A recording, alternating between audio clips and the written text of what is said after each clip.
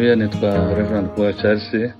Ndashaka tugana ijambo ry'Imana ryo kumvira Imana. Nizeye inyungu tubona mu kumvira Imana, cyangwa se bitumarira iki kumvira Imana mu gihe tugiye gukora ikintu runaka.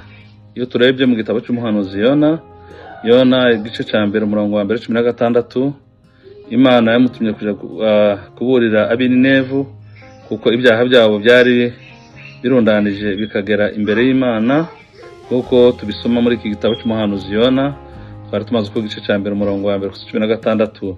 Yona yabanje kugorana no kwanga kujayo kugeza ubwo agambiriye guhungira i Tarushishi muri Yona igice cya mbere umurongo wa 3.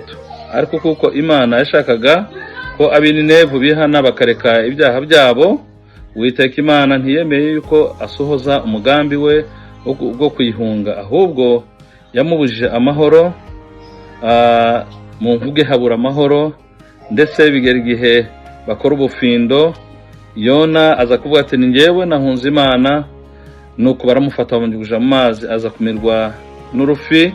Ariko kubera yuko Imana yari imufiteho umugambi, rwa rufi rwaje kumuruka kugira ngo Imana yashakaga yuko Yona aje Ninevu nk'uko yari yabimutegetse, kugira ngo aje kuburira ubwoko bwayo mu gihano cy'umuhanuzi Yona igice cya 2 umurongo wa 11.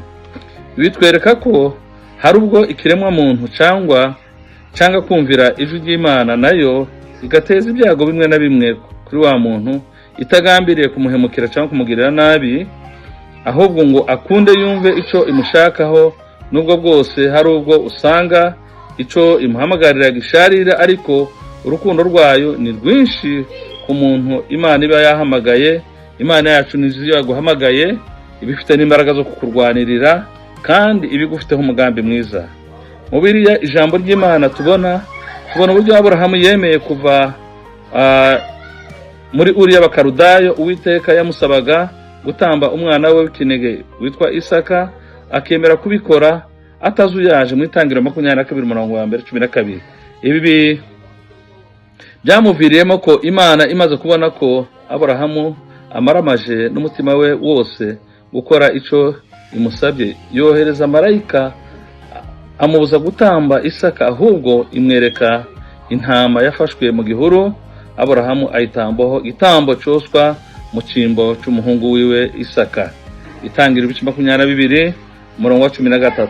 We n'umuhungu we bataha bishimwe n'Uhoraho, bituma Aburahamu ngo agirwa sekuruza w'amahanga. Iyo urebye ukuntu Imana yahamagaye Aburahamu yavuye iwabo muri Uri y'Abakarudaya. Hari umuhanga witwa ngo ni Wells, niwe wabivuze neza. Yaravuze ngo yakoze ubushakashatsi gucukumbura ahantu Aburahamu yavuye aje aho Imana yamutumye muri Uri y'Abakarudaya, ngo hari amazu meza, ngo habagayo amazu ngo y'amagorofa agera muri 2, ngo yabaga afite hafi ibyumba hagati ngo ya 10 na 20. Ariko Aburahamu yarabisize agenda hahandi Imana, yumvira Imana, aje aho Imana imutumye.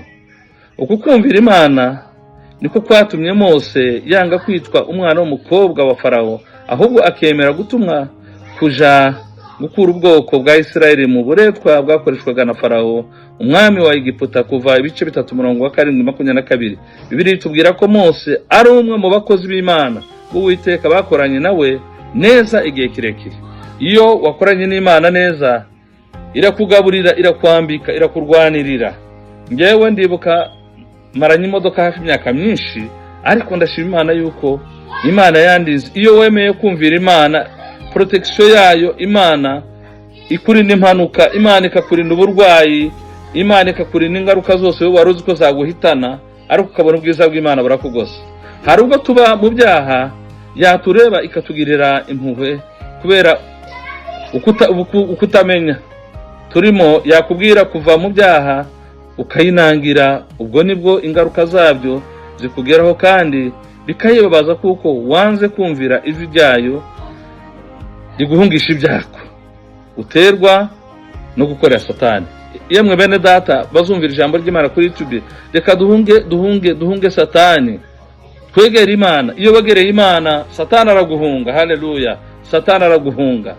Ariko kumvira Imana ukava mu byo ikubuza nubwo mu ruhande rumwe byaba bishobora kuba bigufitiye inyungu kuri wowe, ariko iyo uyumviye mu byo igusaba gukora, hano inyungu nyinshi ubona harimo nuko ikwereka inzira nziza, inzira itagira ingaruka na zimwe mbi, ahubwo iyo nzira ikaba ari inzira y'amahoro. Ni byiza kumvira Imana kuko niyo itumenyera ejo hacu hazaza n'ubuzima bwacu bw'ejo hazaza, kuko imigisha myinshi yaduteguriye kuva kera tutarabaho. Imana yaduteguriye imigisha myinshi tutarabaho. Yona yarinangiye ariko akubitwa Imana imukubita inkoni, ariko Aburahamu yaremeye, yemera guhamagarwa n'Imana, asiga byose, asiga bene wabo, asiga abo bavukana, aja mu gihugu Imana yamuteguriye. Aburahamu ngo ava muri Uriya Bakarudayo ngo agera i Harani, ngo agiye hafi ibirometero 1600. Murumva ko arugendo, kandi ngo Aburahamu muri kiriya gihe ngo yari afite imyaka 75, umugore afite 65. Ariko ibyo byose aremera, arahaguruka. Haleluya, arahaguruka aragenda. Bene data, reka natwe twemere kumvira Imana. Ibyo Imana itubwiye tuyumvire, kuko Imana ibyo twifuriza ni byiza. Mose yemeye kureka kwitwa umwana w'umukobwa wa Farawo, aje kubabazanwa na bene wabo, aje kuba umushumba kandi yari ibwami. Bene data, reka twigire kuri aba bantu babiri, Aburahamu na Mose. Ijambo ry'Imana ritubwira ngo Mose ngo niwe muntu ngo wagendanye n'Imana ngo igihe ngo kirekire, igihe kirekire yagendanye n'Imana igihe kirekire. Aburahamu nawe yitwa sekuruza w'amahanga yose kubera yuko yumviye Imana. Bibiliya aho nababwiye muri Kuva igice cya 3:7-22, Bibiliya itubwira ko Mose ari umwe mu bakozi b'Uwiteka ngo bakoranye nawe neza igihe kirekire. Reka twumvire Imana, dukorane nayo igihe kirekire, tugendane nayo, kuko Imana iratuzi, Imana iradusobanukiwe, kandi nubwo hari ibyo bimwe Imana tubuza tukabona byari bidufitiye inyungu, ariko twemere ubushake Imana ngo yatumenye twebwe tutarayimenya.